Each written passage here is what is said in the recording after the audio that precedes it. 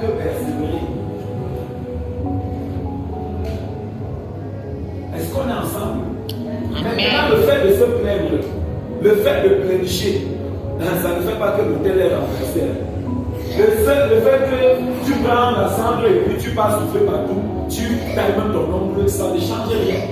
Tant que l'autel va rester bâti, le problème va continuer. Mais gloire à Dieu, ce soir, je me mandate pour venir te présenter la porte de sortie. Amen. Qui ont été établis dans ta famille, établis par les grands-parents. Parce qu'il y en a ici qui sont influencés par les hôtels, ce sont les grands-parents qui ont établi. Il n'était même pas vivant. Il est seulement né quand il y a une malédiction dans la famille qui parlait contre la famille. Il est né quand peut-être avant sa naissance, son père avait tué quelqu'un et la personne avant de mourir a dit je maudis toute la descendance. C'est devenu un hôtel. Ça veut dire que tous ceux qui sortent de cette famille-là, ils sont maudits. Même si par où la malédiction va les poursuivre. C'est ça ce qu'on appelle un hôtel. Parce que quelqu'un a proclamé une parole qui permet aux mauvais esprits de venir agir.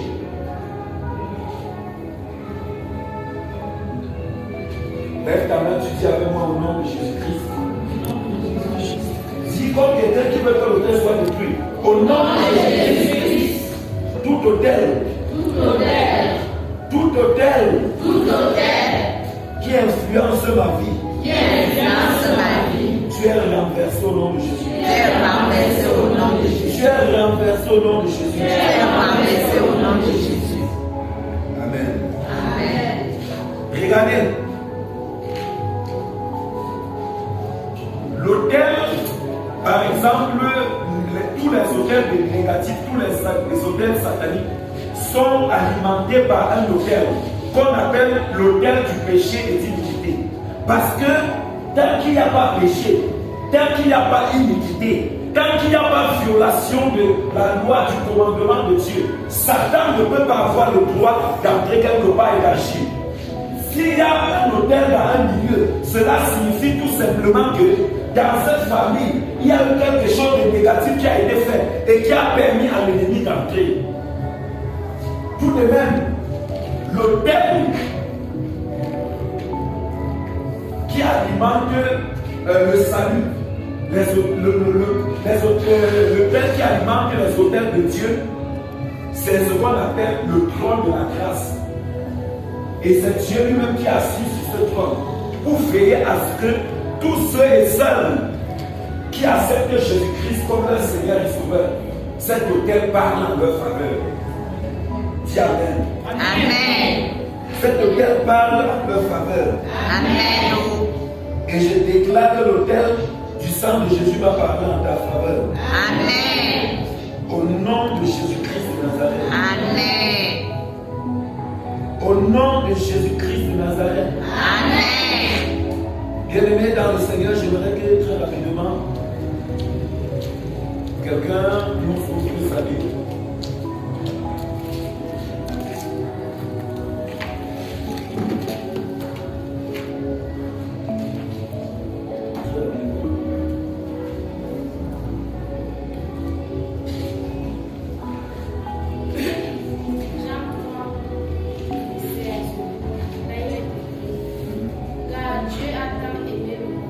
Car Dieu a tant aimé le monde qu'il a donné son Fils unique, qu'il a donné son Fils unique, afin que quiconque croit en lui ne périsse point, mais qu'il ait la vie éternelle. afin que quiconque croit en lui ne périsse point, mais qu'il ait la vie éternelle.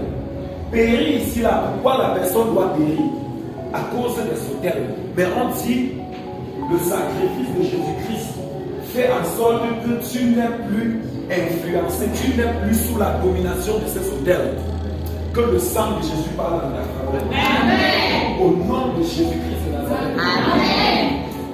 Écoutez-moi très attentivement. Une association peut faire en sorte que quelqu'un est sous influence des hôtels magnifiques. Non, suivez très bien cette partie. Je dis que si tu marches avec quelqu'un qui a des hôtels qui combattent sa vie, ces hôtels-là vont commencer aussi à combattre ta vie. C'est pour cela que vous allez réaliser, il y en a ici là que leurs problèmes ont commencé depuis le jour où ils ont commencé à marcher avec une certaine personne. Ça veut dire que sa vie semblait être bonne jusqu'au jour où elle a commencé à marcher avec cette maman, à marcher avec ce papa. Jusqu'au jour où elle a épousé cet homme, jusqu'au jour où il a épousé cette femme. Et on ne comprend pas ce qui se passe.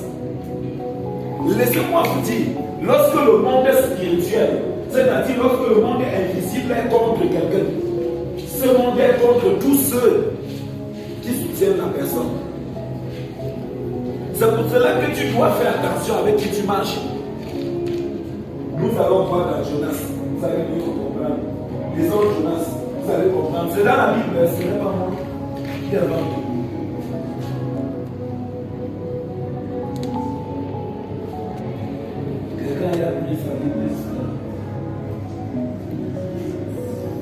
Au verset 1, on va commencer au verset 1. La parole de l'Éternel fut adressée à Jonas, fils d'Amicaïs, en ces mots.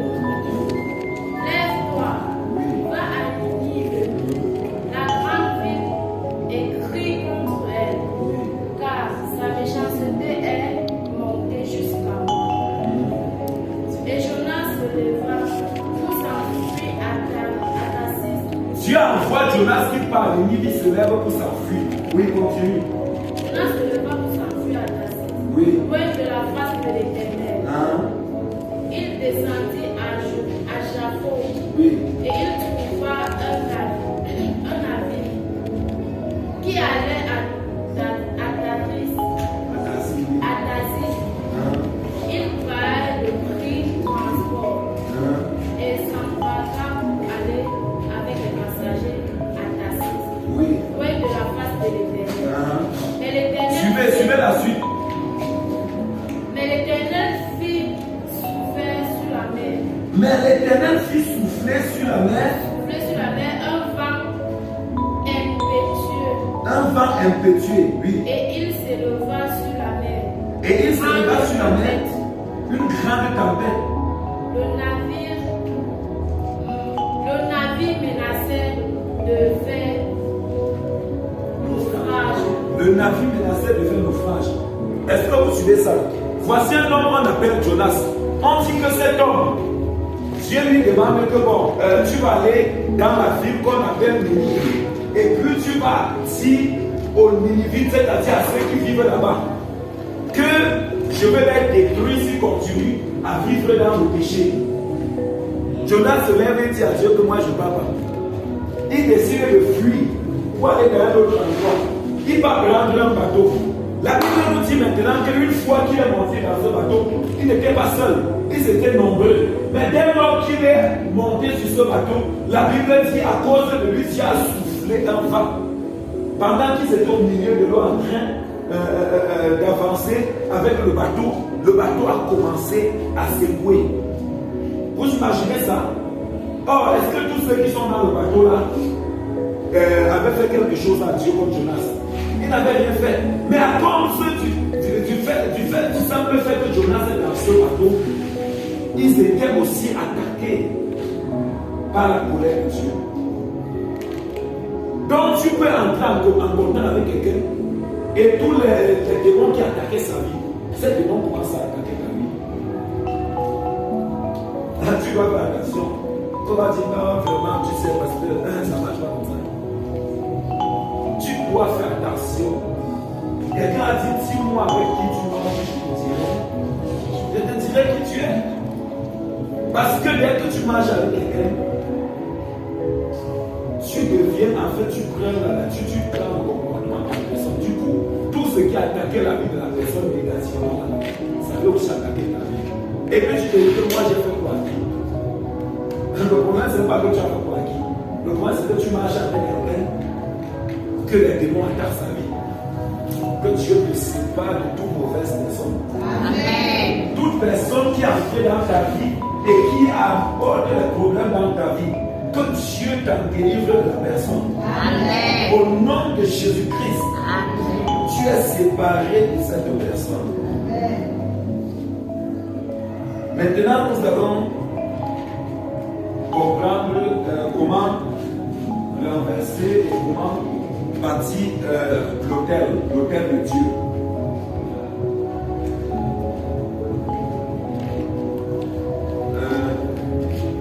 Nous allons aller dans Josué.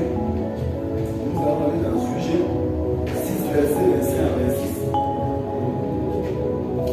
Sujet 6, verset 1 à 26. Nous allons voir ce que Dieu nous recommande, comment être libéré de ces hôtels qui attaquent ta vie, ta famille. Sujet 6, verset 1.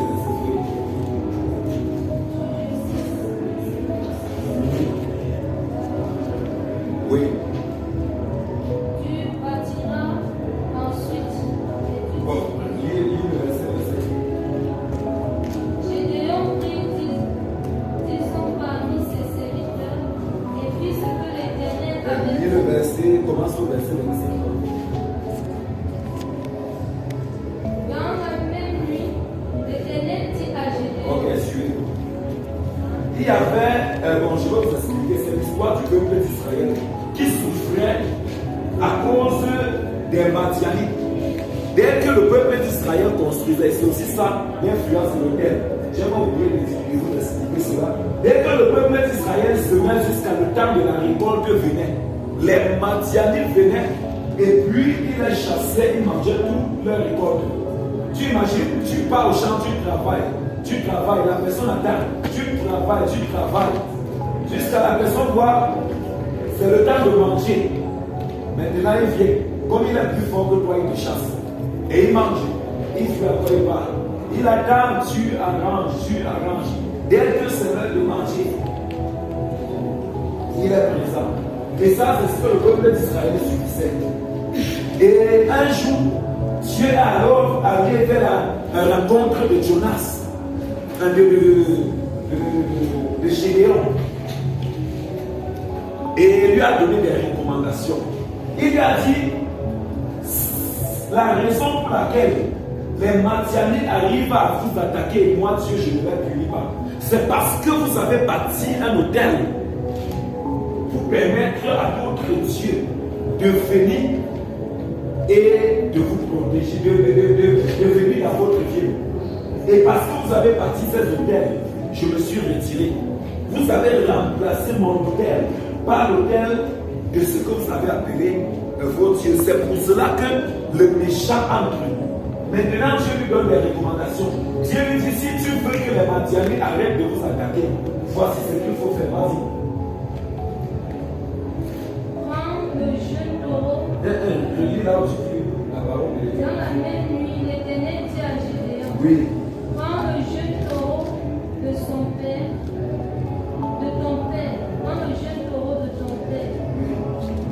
Et un second taureau de 7 ans. Oui. Renverse l'autel de Baal qui est à ton père. Est-ce que vous comprenez ça? Dieu lui dit que la première des choses, Gédéon, pour être libéré de son terme, c'est que tu dois d'abord renverser l'autel de Baal, c'est-à-dire l'autel qui permet aux malheurs de frapper ta famille. Dieu dit tu dois d'abord renverser cet autel. Et ça, c'est le cas pour la plupart des personnes ont oublié. Dieu n'a pas dit que bon, tu vas commencer à aller à l'église. Dieu n'a pas dit bon, tu vas être baptisé, confirmé, et puis la problème a confirmé. Non, mais si on te baptise dans le boulot, on n'a pas même te baptiser au fourré, à la sanaga, ça va pas changer. Ah, je vous dis la vérité. Dieu dit que la première des choses, c'est que l'autel qu'on a bâti à d'autres dieux, l'autel qui permet que ce problème atteint cette famille, renverse cet autel, Gédéon. Il faut renverser cet autel. On parle là de la repentance.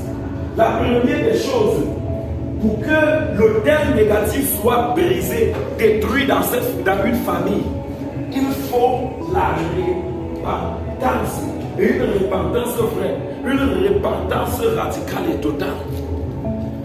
Seigneur, nous sommes nés et nous réalisons que dans notre famille, personne ne réduit dans le mariage.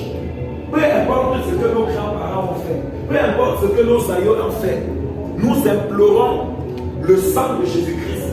Nous prions que le sang de Jésus-Christ vienne nous libérer du joug de cet autel.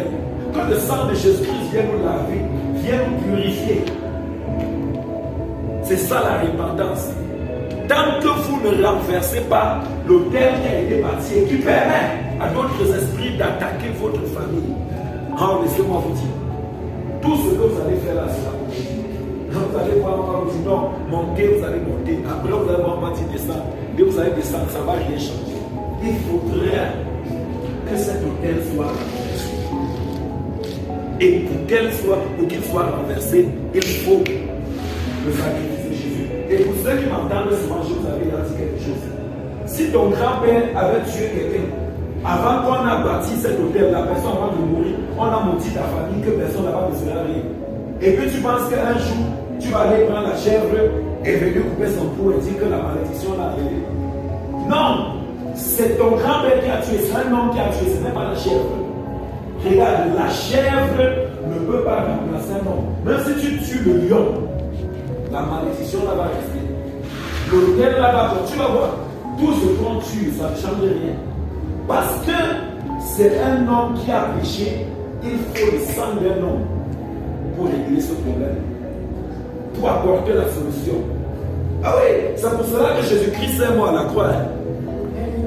Je vous dis la vérité. C'est pour cela que Jésus-Christ va faire les cérémonies. Moi, je ne suis même pas contre toi. Va-y, bon, va. Mais je sais, quand tu as fini de faire ça, tu vas me dire parce que ça va marcher. Je veux te dire que ça ne peut pas marcher. Parce que c'est le sang, c'est un homme qui a fait ce que, qui a posé cet acte-là, qui a attiré la malédiction.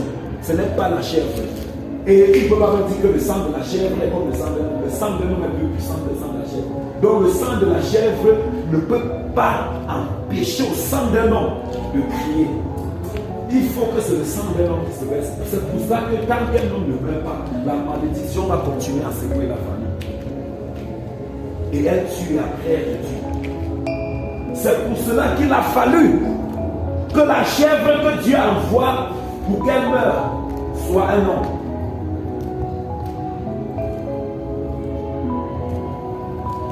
Quand vous lisez Jean 3, Jean-Baptiste dit, parlant de Jésus, voici l'agneau de Dieu, voici la chèvre de Dieu qui enlève le péché, c'est-à-dire qui détruit les autels.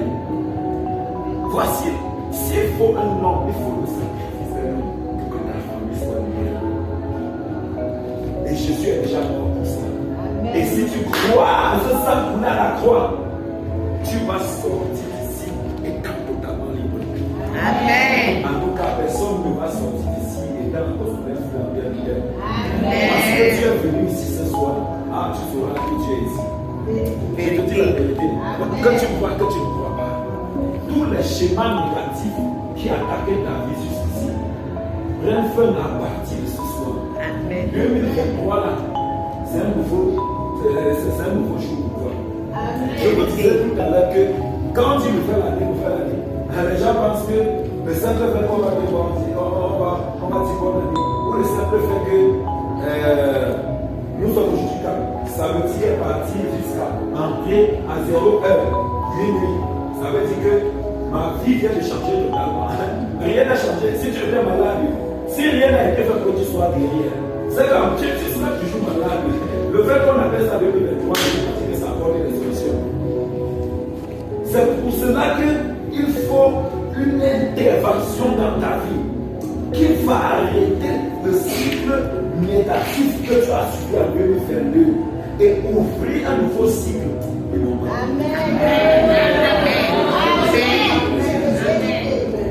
Il faut une parole, une puissance qui va entrer dans ta vie et qui va mettre fin à tout ce schéma négatif qui influençait ta vie afin d'ouvrir la porte aux choses positives en 2023. Amen.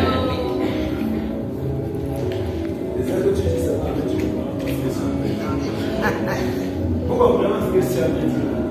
Je suis en train de vous dire des choses très sérieuses et des choses qui peuvent changer votre vie totalement. Vous ne comprenez pas. Je vous parle des choses qui ont changé moi ma vie. Oh. Nous ne sommes pas nés. Tout le monde ici connaît un témoignage et moi je suis au pays ma vie. Nous ne sommes pas nés pasteurs, frère. Nous ne sommes pas nés chrétiens. Il n'y a pas quelqu'un ici qui a fait toute la délinquance que j'ai fait. Il n'y a pas quelqu'un ici qui était menti comme moi. Moi là, à cause des choses que j'ai fait, il y avait vraiment des hôtels qui parlaient contre la vie. Rien n'était censé réussir dans la vie. Mais comment expliquer que ma vie réussit? Comment expliquer que je prospère? Et que Satan ne peut pas m'attaquer? Ça, c'est le ont été tout simplement. Le hôtel peut être renversé, c'est ça le problème. Cet hôtel n'est pas éternel. Dis Amen. Amen. Dis Amen. Amen. La première des choses, pour bâtir l'autel de Dieu, on a dit tu dois renverser l'autel de par la repentance. La deuxième des choses, pour ceux qui sont en train de noter, tu dois t'attacher corps à l'esprit à la parole de Dieu.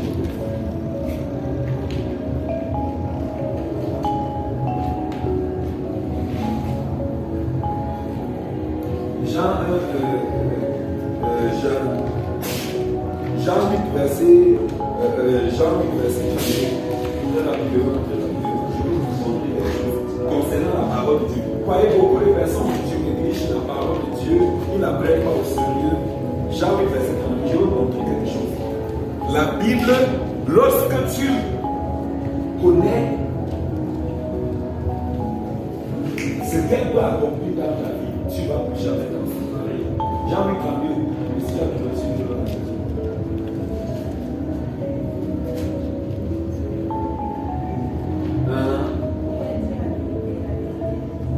Il dit, vous connaîtrez la vérité.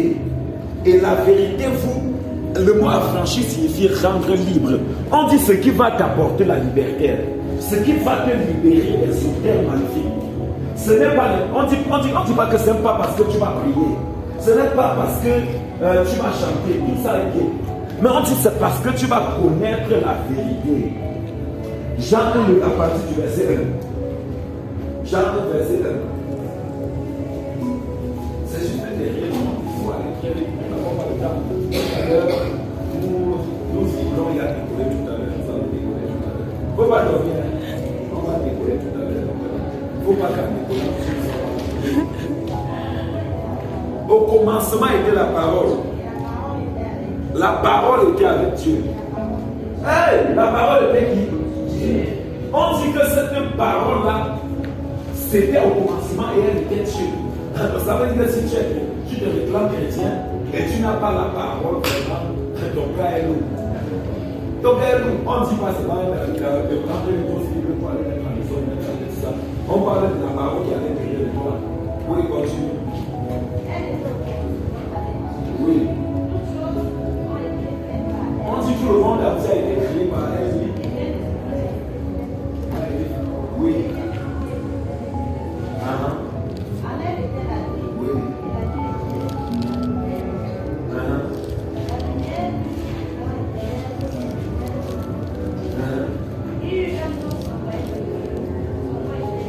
Oui.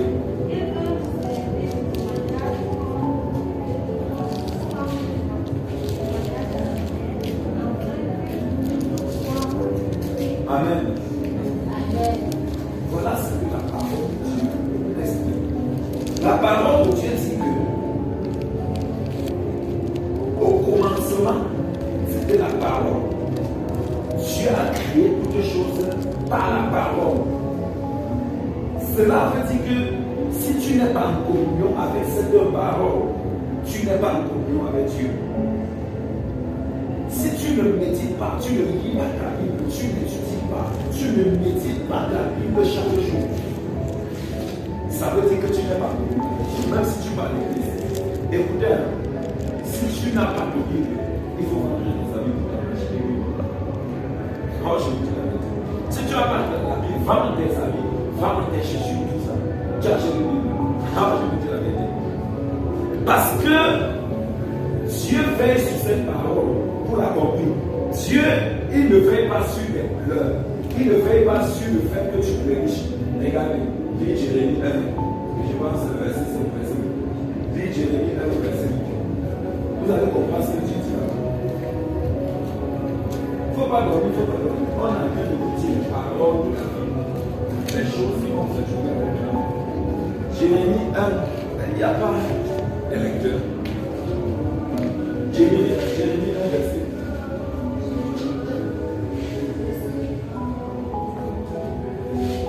Je vais sur la parole. Tu as dit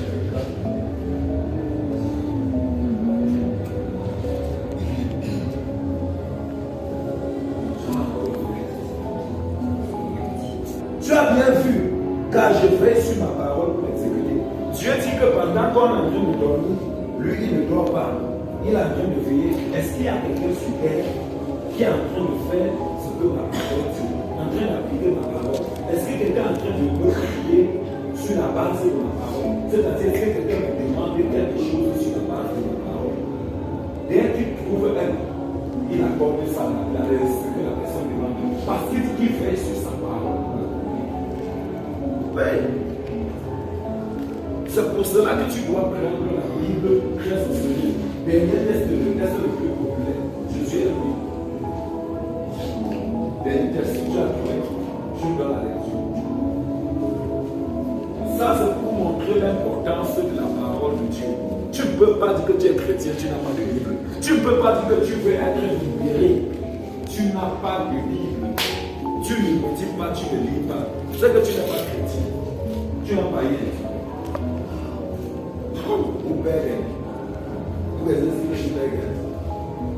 Ça veut dire païen en langue de oui. Oui. Que ce livre de la loi ne s'éloigne point de ta bouche. Médite-le jour et nuit. Pardon, réveille ton voisin. Réveille ton voisin. Réveille où c'est ta voisine. Il ne faut pas laisser quelqu'un dormir à côté de toi.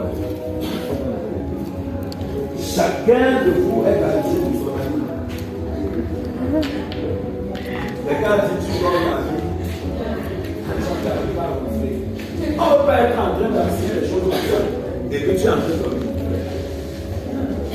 Je suis en train de te dire des mystères. Je suis en train de te dire là où tes paroles proviennent, tes problèmes viennent. Et je suis en train de te dire qu'après cette parole, on va prier et quand tu vas rentrer, tu vas constater que quelque chose s'est passé. Parce que ce que tu voyais de négatif est fini. Je suis pas en train de te flatter. Je suis en train de te dire des choses qui à sa face tu ne peux pas. Sauf si tu n'es pas sincère. Regardez. Cette soirée-ci, c'est la soirée des personnes qui sont venues attendant de Dieu quelque chose. C'est la soirée des personnes qui sont venues étant fatiguées d'un certain nombre de choses qu'ils ont suivies en 2010, 2015. Ils sont fatigués et ils disent non, pasteur, on ne peut pas. Ça, c'est la soirée. Amen. Je te laisse participer. Oui. Médite le jour et nuit. Agis fidèlement. Selon tout ce qui est écrit. Il dit cette parole-là, chaque jour, tu dois être en train de la lire. Tu dois être en train de la méditer. Vous savez ce que méditer veut dire? Méditer, vous avez vu la chair, non? Comment elle garde les ailes. Après, elle part, elle retire. Elle mange. Vous avez vu ça? Vous n'avez jamais vu ça chercher. C'est ça méditer. Ça veut dire que tu lis la parole, tu la comprends et constamment tu la médites. Tu penses à cette parole, tu la revois, tu la penses dans ton cœur. Et on dit que quand tu penses comme ça, tu décides de marcher selon ce que cette parole dit. Et comme tu marches selon ce qu'elle dit, qu'est-ce qui se passe? Oui. C'est alors que tu auras du succès. Il dit c'est alors que tu auras du succès dans tes entreprises.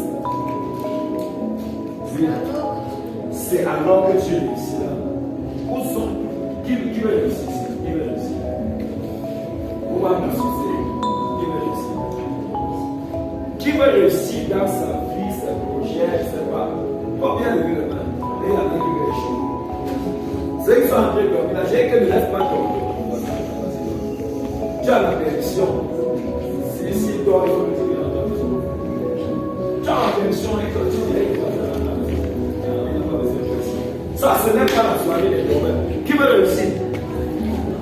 Voilà, voici le secret, voici le secret. Voici le secret, voici le secret. La Bible de la Bible. Vous allez être étonné. Soulève la Bible, tu dis, voici le secret. Soulève la Bible, tu dis, voici le secret. Voici le secret. Et maintenant, vous allez dire que Dieu ne vous aime pas. Il va vous aimer comment? Non, dis-moi, Dieu va vous aimer comment?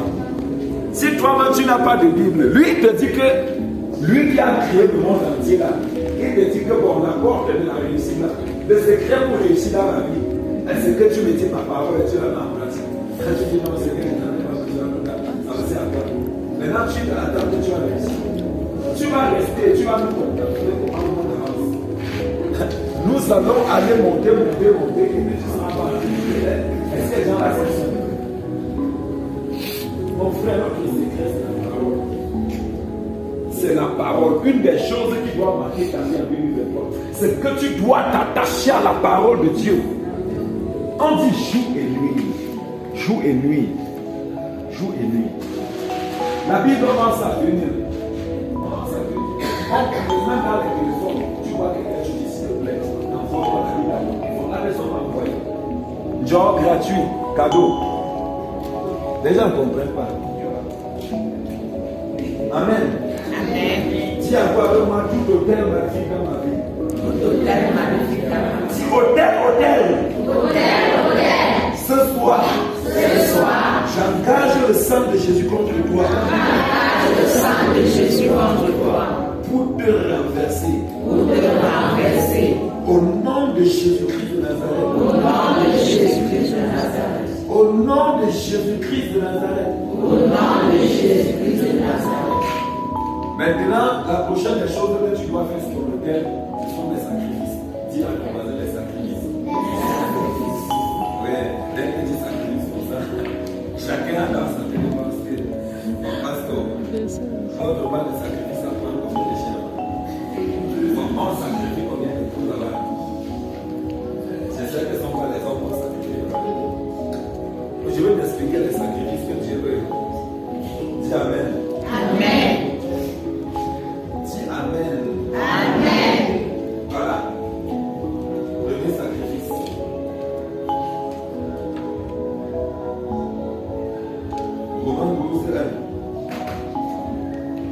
Romains 12, vous allez comprendre ce que Dieu dit là-bas. Donc ça, c'est le premier sacrifice que tu dois faire.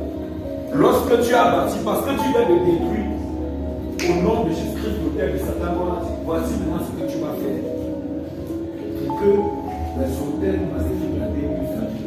On dit qu'est-ce que Romains 12 a dit? Très rapidement. Quand qui dormaient, lui, sont réveillés, ils ont encore dormi finalement.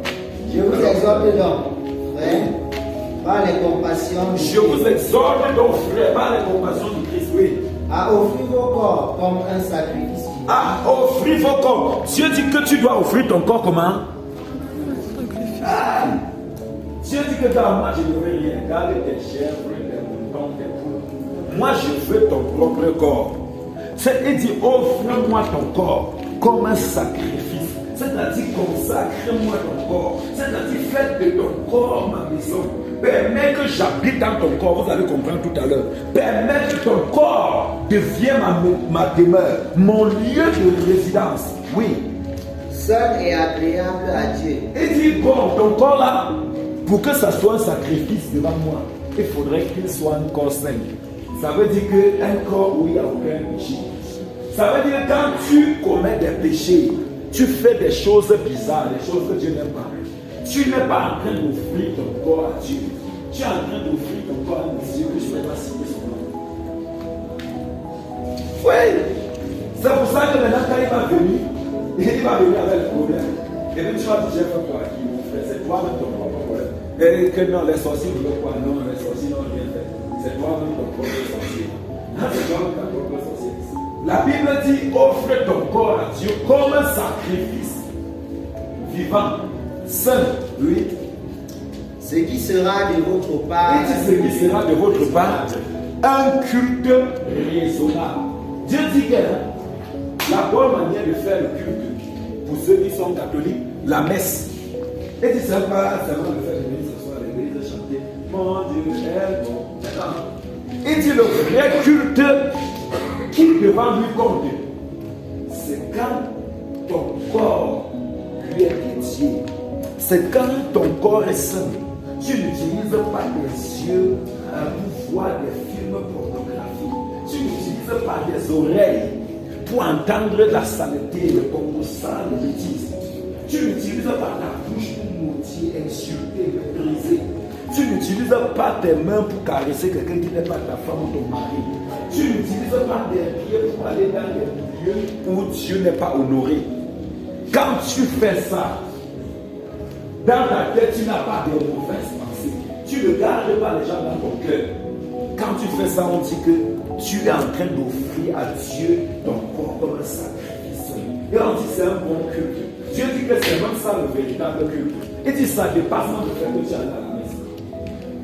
C'est ça la vérité. Maintenant, on dit à nos pasteurs, nous n'avons pas besoin de ça. En tout cas, mon corps, si vraiment.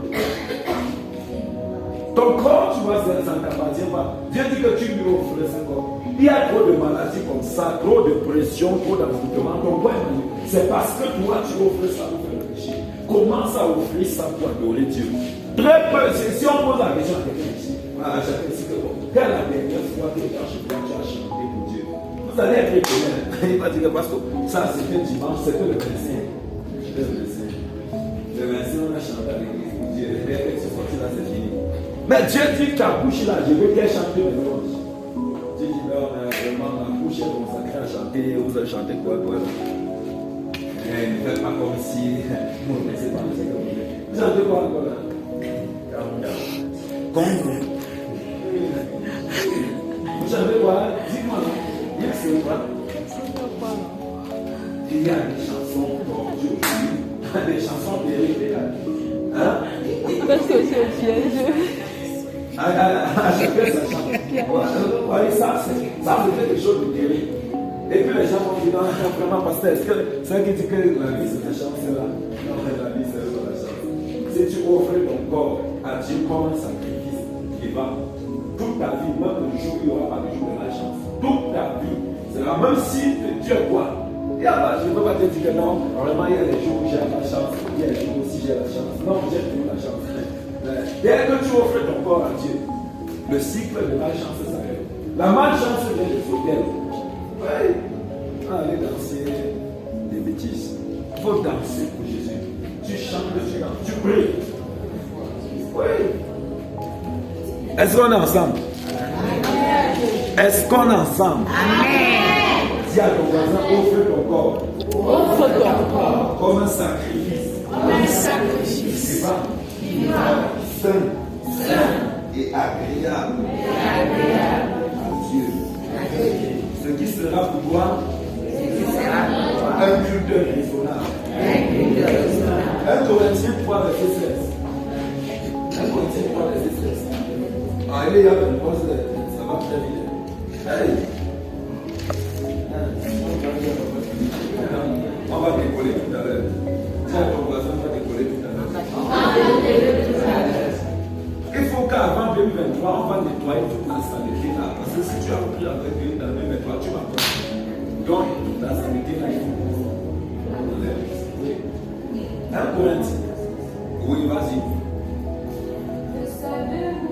Regardez ça, c'est la question que le Saint-Esprit pose à l'apôtre Paul aux chrétiens de Corinthe. Une question terrible. Il dit, ne savez-vous pas, n'êtes-vous pas au courant?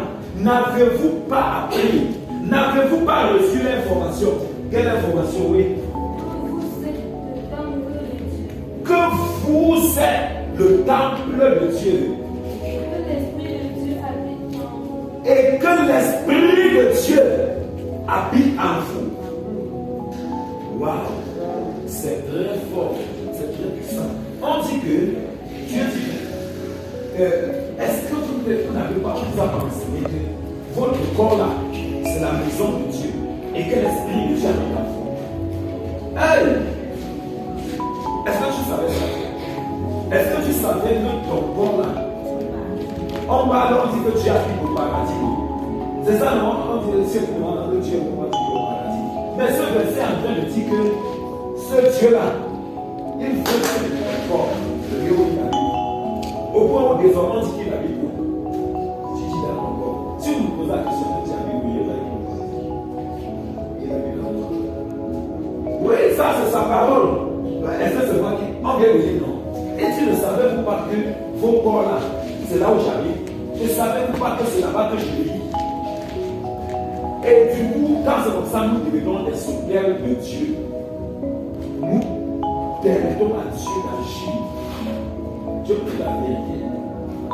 Et c'est parce que Dieu habite en moi que je suis en train de t'annoncer que tu ne vas pas sortir d'ici avec cette vie. Amen. As-tu que tu crois ou que tu ne crois pas? Je vous ai dit dimanche le verset. Les gens ont cru que la vie chrétienne c'était le fait de dire Alléluia, Amen, Alléluia, Amen. Et puis ça finit comme ça, on a pris le malheur aux sorciers qui va chercher à Dieu. Donc, c'est malheur à celui qui va. Souvent, je vous dis, si vous comprenez quelqu'un, depuis que je suis arrivé chez vous, si vous comprenez quelqu'un, parce que là, il va nous sentir vraiment, on va lui montrer que c'est le cas, on va le cas. Si vous aimez la personne, il faut qu'il là. Pardon, si tu aimes ta vie, il faut qu'il je parle même comme ça, dans les anges de Dieu, pour comprendre. Avant que la personne soit au courant qui tombe jamais à terre. Donc, parle de toi. Ça, c'est pas parce que je suis pasteur. Parce que la Bible dit, on vient de dire, que mon corps est le temple de Dieu.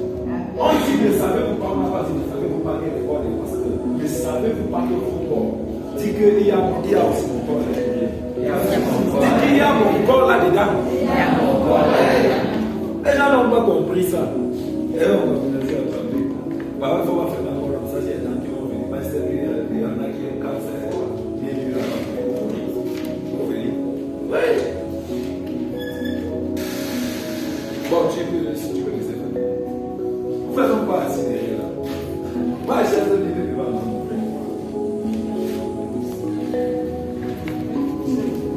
Dis avec moi. Oh, ça c'était le quatrième sacrifice. Le sacrifice, non. Dis avec moi le deuxième sacrifice. Donc, premier sacrifice, mon propre corps. Deuxième sacrifice. La louange et l'adoration. Dis la louange et l'adoration. La louange et l'adoration. On a parti, la vie c'est la chance et comme la matinée. On a dit la louange et quoi? L'adoration. La louange et l'adoration au nom de Dieu. Moi je suis en train de parler des gens qui vont rien en 2023. Des personnes qui vont marcher comme ça, même si on a dit que c'est Satan qui vit quelque part. Ils vont passer là-bas sans peur. Parce que leur corps, dans leur corps habite le Dieu puissant. Le Dieu créateur du ciel et de la terre. Oui. Hébreux. Ceux qui sont. Si tu es venu dans le travail, tu es venu. Si tu écris, tu es venu. Je sais qu'il y en a, ils comprennent la danse, on dit 2023.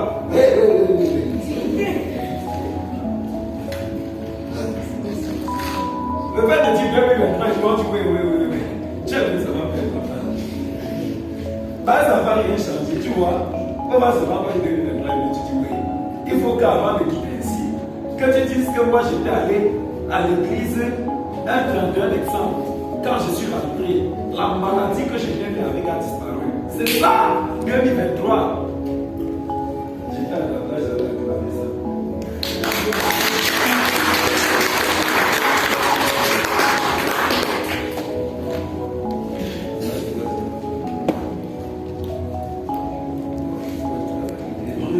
Hébreux 13 à 15. Ceux qui ont trouvé la lecture, Hébreux 13 à 15.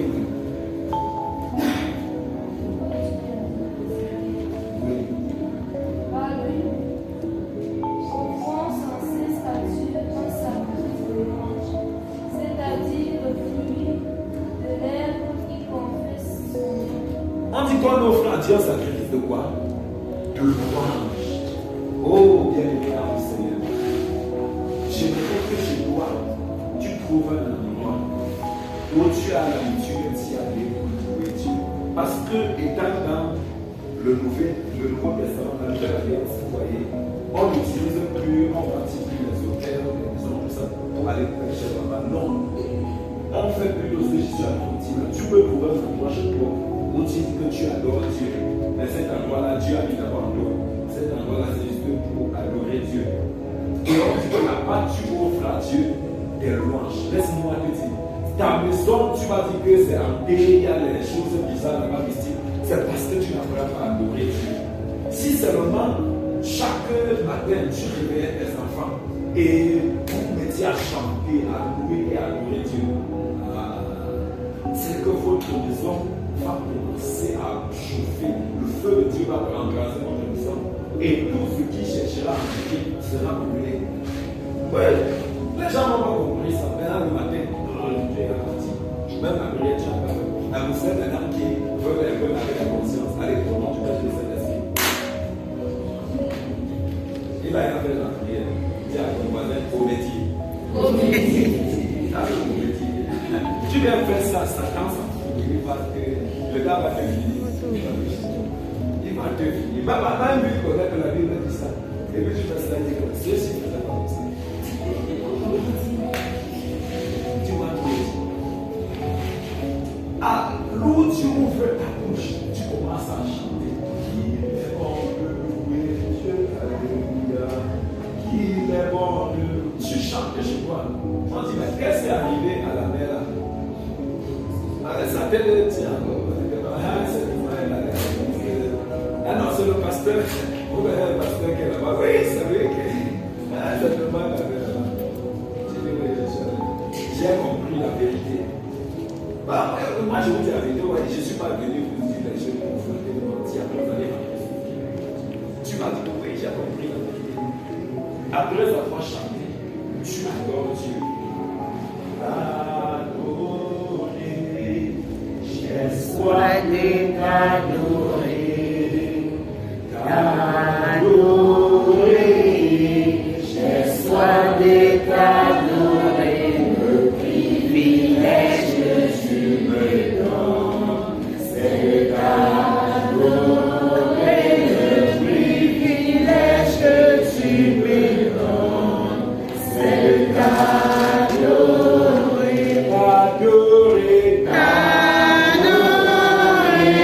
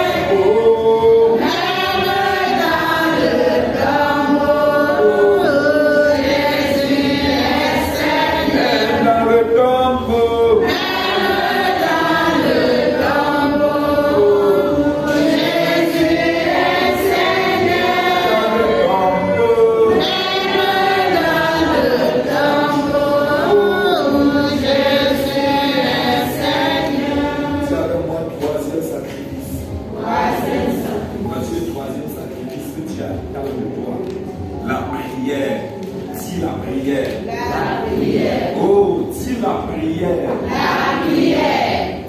La prière, c'est tout un enseignement. Si on va enseigner sur la prière, on passe dans la question. Mais je veux vous présenter une autre chose. La prière, c'est le seul moyen qui permet à Dieu d'intervenir dans la vie, d'intervenir dans une situation. Et la prière, c'est parler à Dieu. La prière, c'est quoi? La prière, c'est parler à Dieu. Oui, il faudrait que tu comprennes ça. La prière, ce n'est pas faire les gestes, faire la comédie. Non. La prière, c'est parler à Dieu. Parce que tu es un papa. Quand tu parles, il te répond. Et ton hôtel doit être constamment alimenté par le feu de la prière.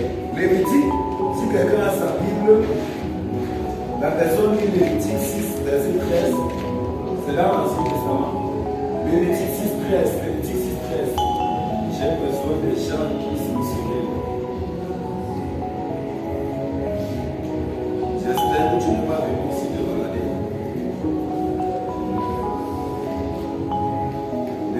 Lévitique 6, 13. Si tu as trouvé, tu me donnes la lecture.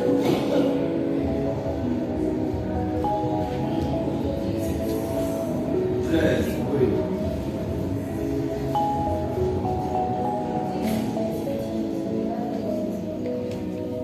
Voici nos ventes, parents et services feront à l'Éternel le jour où ils recevront l'onction. Un dixième des femmes de fleurs de Paris comme offrande perpétuelle. Moitié de matin et moitié de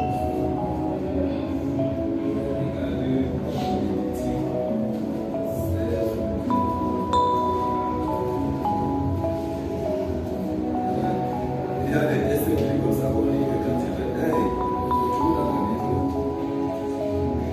Est-ce qu'il faut que je trouve la Bible?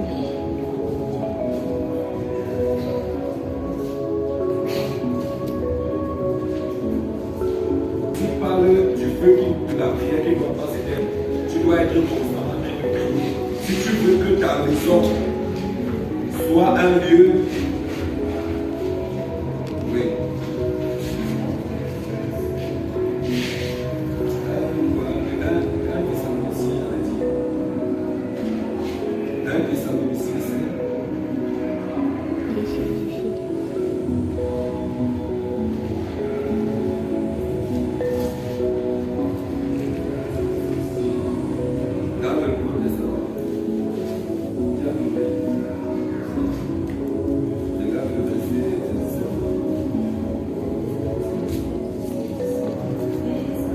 Hein? Je n'ai pas bien suivi ce qu'il y a. prier sans cesse. Prier. Si à ton voisin, prie sans cesse. Est-ce que tu comprends maintenant pourquoi les gens se plaignent souvent? Je prie trop. Tu comprends? Par exemple, je prie pas. Vous comprenez ce que la Bible a dit? Et tu regardes, tu dois prier sans t'arrêter.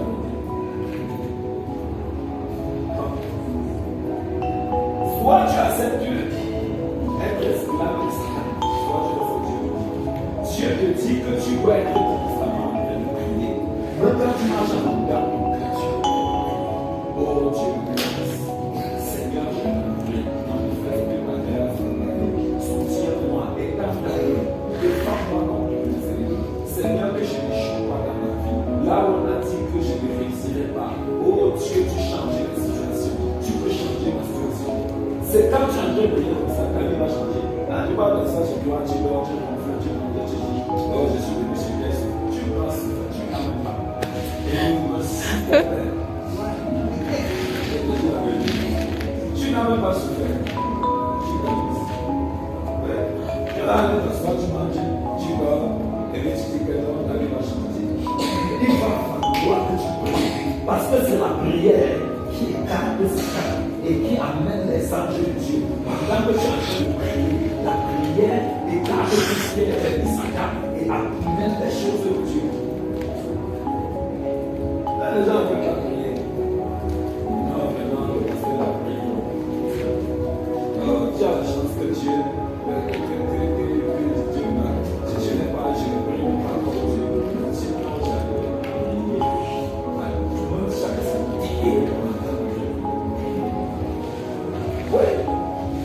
prie pas pour un village comme Fadja. Attendez, vous pensez que certains malheurs nous en arrivent ou quoi? Moi, quand j'arrivais ici, vous connaissez, je comprenais les choses bizarres. Oh, vraiment, le donnage est oh, vraiment. Oh, non, vous pensez que qu'est-ce qu'il faut faire pour que ces choses s'arrêtent? Allez s'asseoir et dormir en paix. Ce sont des hôtels qui permettent, ce sont des esprits. Vous pensez que non, c'est un homme qui a voulu faire ça. Et pourtant, c'est un esprit qui est caché derrière. Utiliser un homme pour détruire l'autre. Et il faut la prière pour chasser cet esprit afin de permettre que les anges de Dieu montent et descendent à la frontière de l'homme. Si tu fais de ta maison une maison de prière, les anges de Dieu vont monter et descendre chez toi. Amen. Il ne faut jamais sortir sans prière. Prie quand tu te réveilles. Prie quand tu pars, tu manges. Prie après avoir mangé. Tu pars au doigt de prier. Pas au marché, prie. Tu te laves, prie. Tu vas, prie. Tu travailles au champ, prie. Prie partout où tu es. Prier, c'est pas là. Dieu, dis à Dieu ce que tu veux. Si tu veux, tu veux dire merci, merci. Mais dis quelque chose à Dieu. Parce que c'est la prière qui permet à Dieu d'agir. Dieu, il reste souvent, il te voit, tu veux tomber dans le piège. Il dit, oh, si mon enfant, s'il pouvait me demander de le secourir. Maintenant, comme toi, tu ne pries jamais là. Tu vas trouver là. Maintenant, lui, il n'a pas le choix. Parce que lui, il fait ce que tu lui demandes de faire. Ben, il te voit, il dit, demande-moi alors. Matthieu 7,7. Donc, vous allez comprendre ce qu'il dit là. Matthieu 7,7. Vous allez comprendre pourquoi je dis ça. Vous allez comprendre pourquoi je dis ça. Dieu dit quelque chose de capital là-bas. Matthieu 7, verset 7. Qui a la ligne? Oui. Hein? Faites quoi? Demandez et l'on vous donnera. Il n'a pas dit croiser les bras, il n'a pas dit commencer à vous plaindre. Les gens ne m'aiment pas. Oh, les gens veulent tuer les enfants, pourquoi? Dieu fait quoi? Tu ne vas rien recevoir. C'est en faisant ça que Dieu te donne quelque chose. Demander, ça veut dire tu demandes quelque chose, tu veux quelque chose. Et dit demander, donc, oui. Cherchez, vous trouverez. Il dit frapper. Moi, je vais entendre comment ça fait frapper. Oh Seigneur, s'il te plaît, viens, aide-moi Dieu, ne me laisse pas, tu es en train de frapper. Il dit, je vais t'aider. Mais toi, tu ne pries jamais, c'est ça le problème avec toi. La prière que tu connais, c'est votre oreille gauche. Mais Dieu dit, mais tu es devant un problème. Tu as une maladie, on dit, Seigneur, guéris-moi, tu m'as dit, notre Père qui est au ciel. Notre Père au ciel, ça veut dire quoi? Ça demande la guérison. Les gens vont y échouer. Dès que tu es devant une situation, je vous salue, mon ami, même pendant que tu dis ça, le mauvais esprit qui maintenant commence à danser. On dit, mais qu'est-ce qu'il va faire? La prière, c'est parler à Dieu. Dire en rien, parle-moi du fond de Dieu. Parle, comme tu veux, Dieu va t'écouter, mais parle quand même. Mais là, toi, tu commences à le faire. Ou tu commences à dire, oh non, je vais tuer cet esprit. Et tu dis, Amen. Parle. Donc, Amen là, c'est une paix de gifle venant de quelque chose. Tu m'as dit. Parce que, on se voit bien de lui là. On ne dit pas que ma faute. On dit prier, j'ai demandé l'homme. C'est ça la prière. Demander. Et dit, j'ai un problème. S'il te plaît, Dieu, voici mon enfant qui est malade depuis des années. Tout le monde s'est dépassé toujours. J'essaie de s'entendre. Tu as laissé des enfants. Oui, au lieu de dire ça, j'ai adopté l'enfant.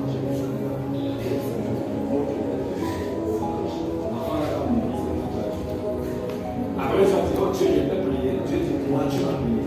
Oh, tu ne chantes pas, c'est pas grave. Tu ne peux pas prier. Amen. Donc, troisième sacrifice, la prière. Bon, nous sommes à la fin parce que on va décoller. On va décoller. Opération troisième sacrifice. Quatrième. Voilà. Les dons et les semences, c'est ça, c'est la partie que les chrétiens n'aiment pas. Mais tout ce que j'ai dit là, avant de pécher, ils vont dire pas toi. Maintenant, ici, là, ils vont dire, ah, mais pasteur, vous aimez l'argent. Mais, je vais te donner.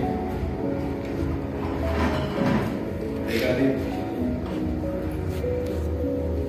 Le don, l'offrande que tu accordes à Dieu, c'est aussi un sacrifice.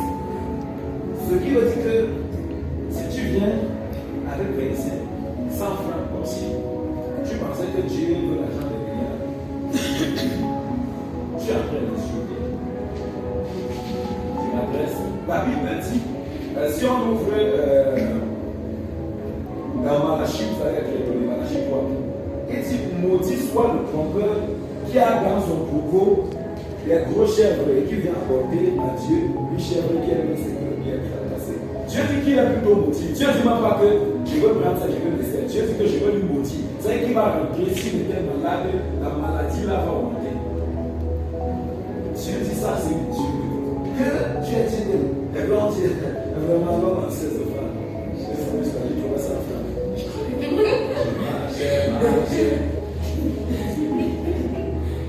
La Bible dit que ton offrande devant Dieu, ça parle aussi un sacrifice. Quand c'est un sacrifice, ça veut dire quelque chose qui va limiter. Et non quelque chose que tu vas brûler, ça serait comme si tu n'as rien vu. Et les chrétiens, sur la base de cet enseignement, vont comprendre pourquoi je donne mon offrande comme je donne. Parce que moi j'ai compris ça. La Bible dit que, ça c'est l'apôtre qui dit dans le livre de Corinthiens, il dit celui qui sème peu moisson, celui qui sème petit récolte petit, celui qui sème beaucoup récolte beaucoup. Alors, après, dit que moi je ne comprends pas. Tout mon argent que j'ai, ça va sur la maladie. Ça va partir.